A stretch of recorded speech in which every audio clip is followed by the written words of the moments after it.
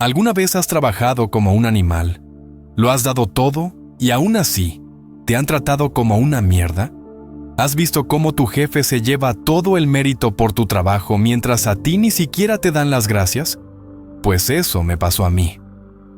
Me llamo Julián y esta es la historia de cómo me exprimieron, me ignoraron y me pisotearon. Hasta que un día decidí que se acabó. Nada de gritar, nada de montar numeritos. Lo mío fue más fino. Un plan bien hecho, a fuego lento, mientras ellos pensaban que yo seguía siendo el pringado de siempre. Te voy a contar cómo me tragué meses de curro basura en una oficina de esas que van de modernas, pero por dentro están podridas. Cómo fui guardando pruebas sin que nadie lo notara. Cómo esperé el momento perfecto. Y cómo hundí al tipo que me trataba como su asistente personal. Porque sí, me trataron como basura. Pero no me quedé de brazos cruzados. Y cuando explotó todo, no sabían ni por dónde les venía. Pero antes de comenzar, te invito a que nos dejes tu me gusta y te suscribas activando las notificaciones para que no te pierdas ninguna de nuestras próximas historias. Ahora sí, comencemos. No me gusta andar quejándome, de verdad. Soy de los que creen que si vas al trabajo, haces lo que te toca y no molestas a nadie, todo debería salir más o menos bien. No esperaba que me trataran como a un rey, solo que me respetaran. Pero parece que para algunas personas, pedir respeto es demasiado. Todo comenzó cuando entré a trabajar en Inteclogic, una consultora tecnológica de tamaño medio que vendía humo con PowerPoints. Ya sabes, esas empresas que ofrecen soluciones integradas, pero que en realidad viven del caos ajeno.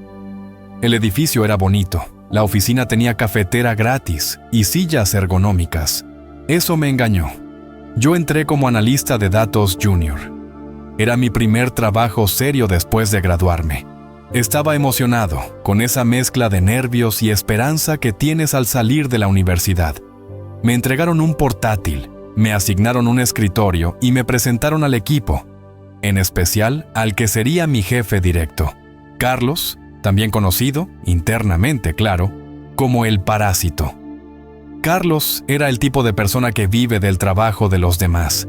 Siempre tenía una sonrisa falsa, olía a loción barata y hablaba en jerga corporativa, sinergizar, pivotar, empoderar procesos, pero no hacía nada, literalmente nada.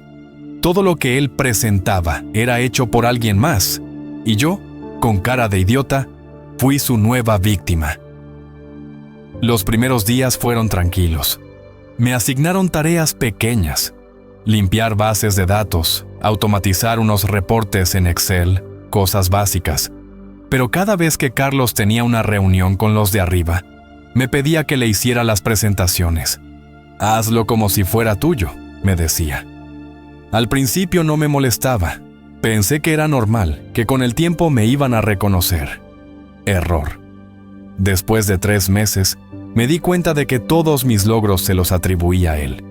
Literalmente copiaba mis reportes, mis scripts, mis dashboards y los presentaba como suyos. Y cuando intentaba hablar en las reuniones para explicar mi parte, él me cortaba. «Deja que yo lo explico», decía, y luego me dejaba fuera del crédito. Una vez incluso dijo: «Esto lo diseñé yo desde cero». La gota que colmó el vaso llegó un viernes. Habíamos trabajado hasta tarde toda la semana porque Carlos había prometido un dashboard interactivo para un cliente grande. Yo me lo trabajé solo, desde cero.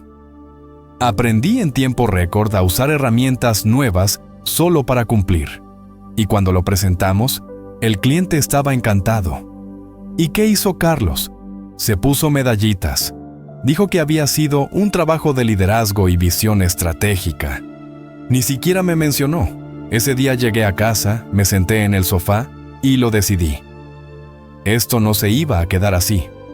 Después de esa presentación robada, algo cambió en mí. No lo voy a negar. Me hervía la sangre. Y no era solo por el crédito. Era por la forma descarada en la que Carlos manipulaba todo. Y lo peor es que la gerencia se lo creía. Lo veían como un crack, un tipo con visión.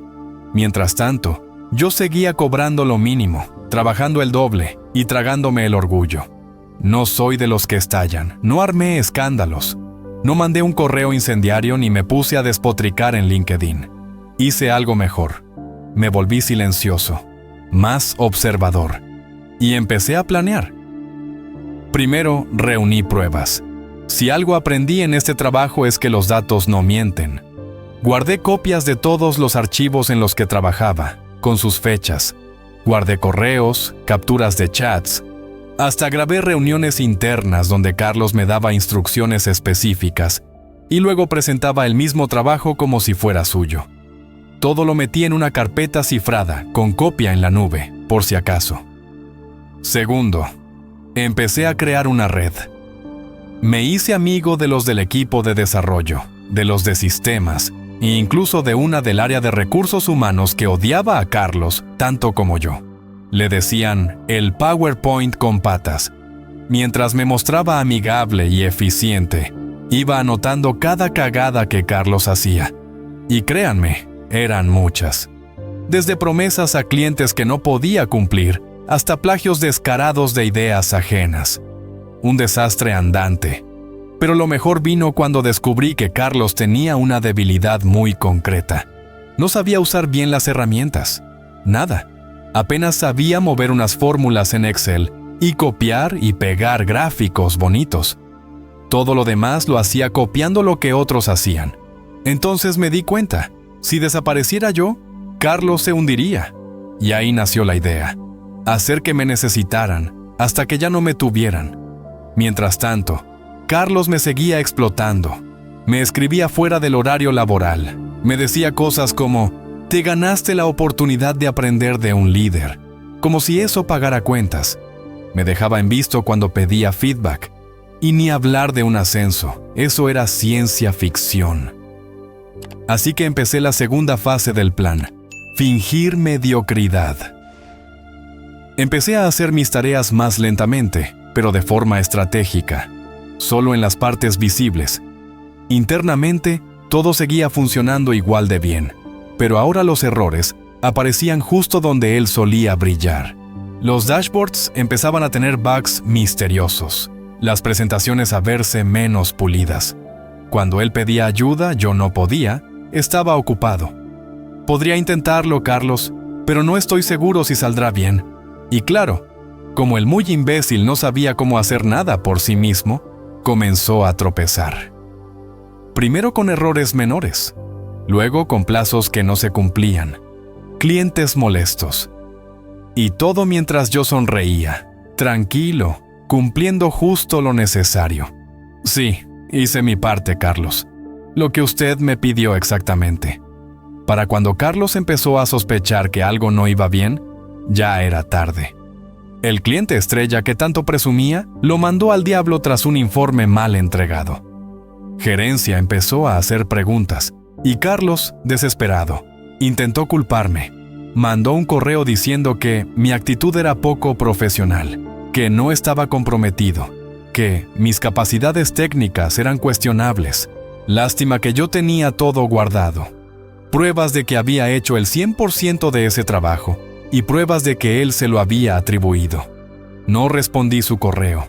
En vez de eso, envié uno mejor, con copia al jefe de su jefe y a recursos humanos, acompañado de fechas, archivos, capturas, grabaciones y un detallado informe que explicaba el patrón de abuso, plagio y manipulación que Carlos venía practicando. No me limité a acusarlo. Lo documenté como si fuera una auditoría forense. Y luego, con toda la calma del mundo, renuncié. Pero esa no fue la venganza final. Esa fue solo la chispa. Renuncié un martes por la mañana, justo después de enviar el correo con toda la evidencia. Ni siquiera esperé respuesta. Apagué mi laptop, limpié mi escritorio y salí caminando tranquilo, como si nada. No di discursos, no hice escándalo. Solo dejé caer una bomba de tiempo en la bandeja de entrada de la gerencia y me fui a desayunar como un rey. Pensé que todo terminaría ahí, que Carlos se revolcaría un poco, lo regañarían y luego seguiría con su mediocre carrera de trepador. pero número. Lo que pasó fue mejor, mucho mejor. Resulta que ese informe que envié no cayó en manos de cualquier persona. Lo recibió Rosa, la directora regional de operaciones. Ella no solía meterse en cosas pequeñas, pero había tenido ya un par de quejas informales sobre Carlos en el pasado. Nada sólido, nada comprobable. Hasta ahora. En menos de 48 horas, comenzaron a llamar a excompañeros míos, a revisar correos viejos, a auditar proyectos pasados. Todo lo que Carlos había tocado comenzó a oler raro. Su historial de logros empezó a parecerse más a una colección de robos. Descubrieron, por ejemplo, que un informe que había presentado meses antes era casi idéntico al de una consultora externa. Un copy-paste literal. Mientras tanto, yo ya no estaba ahí. Desde fuera, algunos excompañeros me contaban lo que pasaba. Al principio, Carlos intentó mantener su máscara de líder estratégico. Dijo que todo era un malentendido, que yo estaba frustrado por no haber conseguido una promoción, que era un empleado problemático, bla, bla, bla. Pero cada cosa que decía se le venía en contra, porque yo no dejé huecos. Cada punto que él negaba estaba respaldado con fechas, nombres y documentos. No podían barrerlo bajo la alfombra. Una semana después de mi salida, Carlos fue suspendido mientras se realizaba una investigación interna. Su cara lo decía todo. Ya no era el tipo altivo de sonrisa falsa. Iba por los pasillos sudando, con papeles en la mano, tratando de justificar lo injustificable. Y entonces llegó la tercera fase de mi plan, la joya de la corona. Recordé que Carlos había falsificado un par de informes financieros menores. No lo hice público en mi primer correo porque quería guardar algo fuerte para después. Lo había visto ajustar números para que ciertos proyectos parecieran más rentables. Eran cosas pequeñas, pero lo suficiente para llamar la atención legal si alguien lo investigaba a fondo. Así que mandé una segunda entrega, con pruebas. Esta vez el impacto fue brutal. Entró auditoría, llamaron a legal, se congelaron cuentas, se suspendieron contratos. El proyecto más grande que Carlos gestionaba quedó paralizado y todo el equipo quedó bajo revisión. A las 2 semanas lo despidieron, con causa, sin indemnización, sin carta de recomendación, sin nada. Y no solo eso, lo metieron en una lista negra informal dentro del sector. En ese tipo de industrias, cuando un nombre huele mal, corre rápido. Al poco tiempo, su perfil de LinkedIn pasó de activo a silente. Las publicaciones de liderazgo y productividad desaparecieron. El PowerPoint con patas se había quedado sin electricidad. Después del despido de Carlos, pensé que ya estaba todo hecho. La justicia estaba servida, mi conciencia limpia, y yo libre de ese basurero corporativo. Pero subestimé el tamaño del agujero que él había dejado. Lo que vino después fue como ver un edificio derrumbarse, lentamente, planta por planta. Resulta que Carlos no operaba solo. Era parte de una red de incompetentes bien vestidos que vivían de la fachada. Un grupito de gerentes que se pasaban proyectos entre ellos, firmaban informes sin leerlos y se tapaban mutuamente los errores. Durante años habían inflado resultados, vendido humo a los clientes y encubierto retrasos como si fueran redefiniciones estratégicas. ¿Y quién creen que estaba en el centro de varias de esas mentiras? Exacto, Carlos. Cuando cayó, empezaron a revisar todo lo que tocó. Proyectos, contratos, acuerdos con proveedores. Y lo que encontraron fue un circo. Presupuestos inflados, tareas duplicadas, facturación de horas que nadie trabajó y promesas de entregables imposibles. Lo peor fue que muchos de esos errores habían llegado a los clientes, pero como todo parecía ir bien, nadie se quejaba. Hasta que uno de los grandes clientes, el mismo del dashboard que yo hice, recibió una notificación. Les informaron que su proyecto había estado en manos de una persona que ya no trabajaba allí y que iban a reorganizar el equipo. ¿Y qué hizo el cliente? Pidió hablar conmigo. Un excompañero me escribió por LinkedIn. Oye, te buscan. Están preguntando si estás disponible para una consultoría externa. El cliente dice que tú fuiste el único que sabía lo que hacía. Ahí fue cuando empezó a cambiar mi suerte. Acepté la llamada. Me reuní con ellos por videollamada. Les expliqué cómo había sido realmente el desarrollo del proyecto, lo que se entregó, lo que faltaba, y lo que yo había propuesto en su momento, pero que Carlos descartó porque no lo entendía. Les mostré ideas adicionales, sugerencias de mejora y formas de optimizar lo que ya tenían, todo con claridad, sin palabritas vacías. ¿Y saben qué pasó? Me ofrecieron un contrato como consultor externo, pagado por hora, con un presupuesto que era 3 veces más de lo que ganaba en Inteclogic. 3 veces. Y no fue solo ese cliente. En cuestión de un mes, otros 2 clientes de la empresa me contactaron de forma similar. Al parecer, la noticia del desastre interno corrió como pólvora. Y como varios proyectos estaban tambaleando, buscaron a quien sabían que realmente los había construido. Yo. Mientras tanto, Inteclogic entraba en crisis. Perdieron clientes clave. Hubo despidos, reestructuraciones. La empresa pasó de presumir crecimiento en LinkedIn a publicar comunicados fríos y sin alma sobre reestructuración organizacional y retos del entorno corporativo actual. Y yo, que me fui callado y con la cabeza baja, ahora cobraba más que varios de sus gerentes. Desde mi casa, sin jefes, sin Carlos, sin la porquería de cultura tóxica. Pero aún había una cosa más, una última jugada. No lo necesitaba, pero lo hice por puro placer. Habían pasado unos 3 meses desde que renuncié. Mi vida había cambiado por completo. Trabajaba desde casa, elegía mis proyectos, ganaba más dinero del que jamás imaginé al salir de la universidad.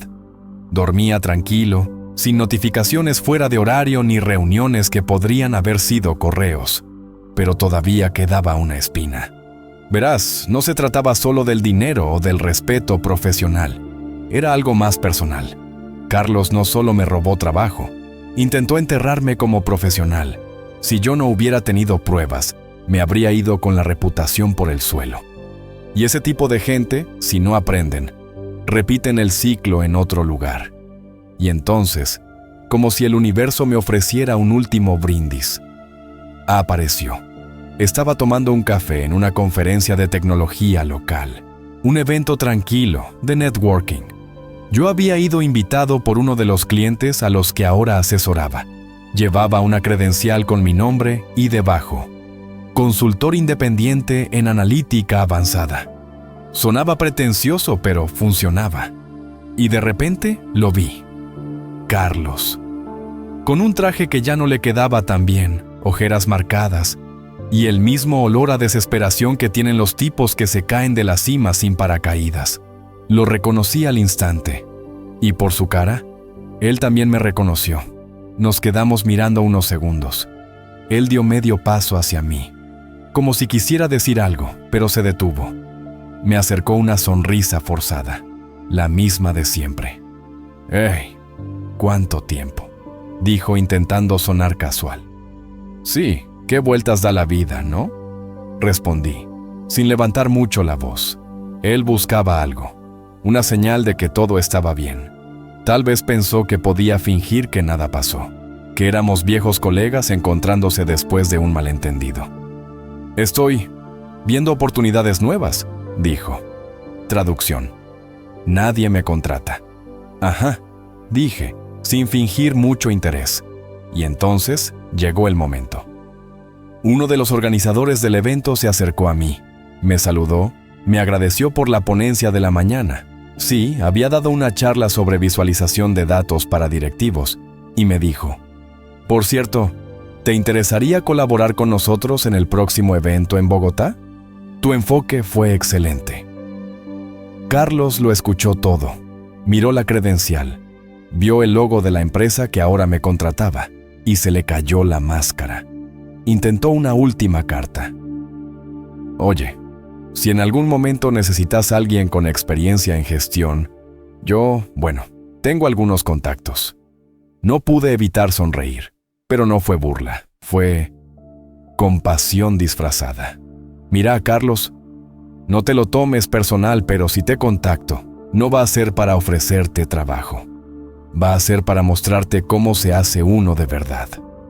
Le di una palmadita en el hombro, le di la espalda y seguí caminando. Esa fue la última vez que lo vi.